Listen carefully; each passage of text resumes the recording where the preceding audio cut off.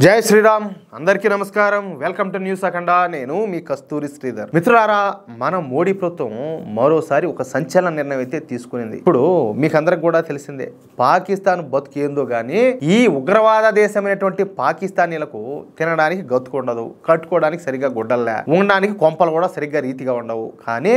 వీళ్ళకి మాత్రం ఏకంగా మన కాశ్మీర్ కావాలని చెప్పేసి కుక్కల మారి మరుగుతూ ఉంటారు ఇక కాశ్మీర్ను బూచిగా చూపించి మన దేశంలో తీవ్రవాద కార్యకలాపాలను ఎగదోస్తూ ఉంటారు గత 4 దశాబ్దాల కాలంలో ఈ పాకిస్తాను మన దేశంలో 1000కి పైగా తీవ్రవాద దాడులను బాంబు పేలుళ్లను తుపాకీ కాల్పులను నిర్వహించింది అర్థమవుతుందా అయితే ఇంతకు ముందు వరకు మన దేశాన్ని కాంగ్రెస్ పార్టీ పరిపాలించింది దీంతో పాకిస్తాన్కు మన భారతదేశంలో దాడులు చేసే అవకాశాలు పెరిగిపోయాయి అనమాట వాళ్ళు ఎంతసేపటికి దేశాన్ని లూటీ చేయాలనే ఆలోచన మీద ఉంటుంది ఇంకా ఇటాటి వాళ్ళకి ఇంకా ఫ్రీ హ్యాండ్ చేసినట్టే కదా ఇక తమ ఇష్టానుసారం మన భారతదేశంలో బాంబు పేలుళ్లను నిర్వహిస్తా ఉన్నారు ఈ పాకిస్తాన్ ఉగ్రవాదులు ఆ కాలంలో పాకిస్తాన్ ఏం చేసినా కూడా ఎన్ని తీవ్రవాద ఘటనలకు పాల్పడినా కాంగ్రెస్ పార్టీ చూస్తా గమ్ము సైలెంట్ గా ఉంటానది పైగా ఈ విషయాన్ని మేము ఖండిస్తున్నామని చెప్పేసి ఒక దిక్కుమాల స్టేట్మెంట్ ఒకటి ఇచ్చి చేతులు దులుపుకుంటా ఉన్నారు ఏంది ఖండించేది అంటాలే కానీ 2014లో నరేంద్ర మోడీ ప్రభుత్వం వచ్చిన దగ్గర నుంచి మనం అంటే ఏంటో పాకిస్తాన్కు రుచి చూపించడం మొదలుపెట్టాం పాకిస్తాన్కు భయం అంటే ఎలా ఉంటుందో మనం పరిచయం చేస్తున్నాం 2016లో సర్జికల్ స్ట్రైక్స్ నిర్వహించాం అలాగే 2019లో పాకిస్తాన్ పైన ఎయిర్ స్ట్రైక్స్ కూడా నిర్వహించాం సరే మొన్న ఈ కాశ్మీర్లోని పెహల్గాంలో ఈ ఉగ్రవాద దాడి జరిగిన తర్వాత మనం ఆపరేషన్ సింధూర్ను ప్రారంభించి పాకిస్తాన్కు పట్టపగలు కూడా చుక్కలు చూపించాం వందల సంఖ్యలో ఈ పాకిస్తాన్ తీవ్రవాదులను అంతం చేశాం పాకిస్తాన్లోని 11 ఈ ఎయిర్ ఫోర్స్ బేస్ను కూడా ధ్వంసం చేసి పారేసినాం అయితే అసలు యుద్ధం ఎల్ఓసి వద్ద జరిగింది చాలా మందికి ఈ విషయం తెలియదు మనం మే 7వ తారీఖున పాకిస్తాన్లోని తీవ్రవాద స్థావరాలపైన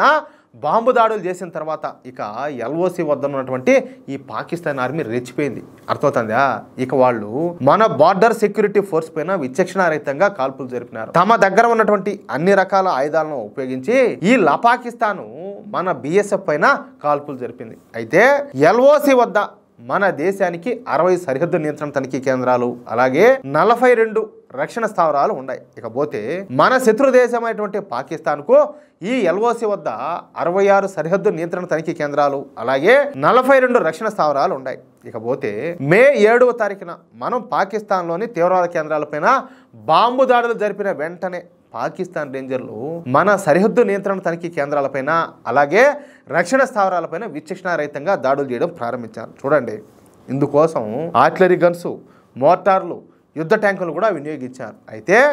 మన బార్డర్ సెక్యూరిటీ ఫోర్స్ మాత్రం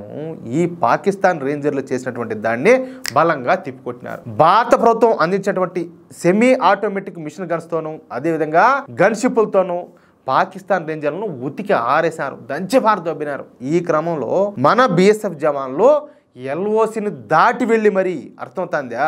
బార్డర్ను క్రాస్ చేసి మరి పాకిస్తాన్ పైన దాడులు చేశారంట దీంతో పాకిస్తాన్లోని అన్ని నియంత్రణ తనిఖీ స్థావరాలు అదేవిధంగా రక్షణ కేంద్రాలు పూర్తిగా ధ్వంసం అయిపోయినాయి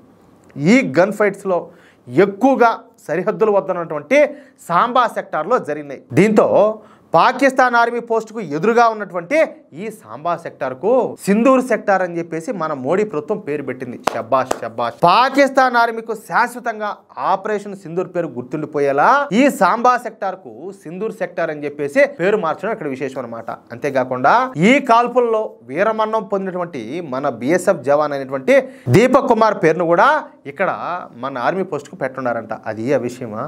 మొత్తానికి మన వాళ్ళు మామూలు కాదు ఈ పాకిస్తాన్ అయితే నలిపేశారట్టే మామూలుగా మలుపులు నలిపినారు అది ఏదేమైనా కానీ ఈ దెబ్బతో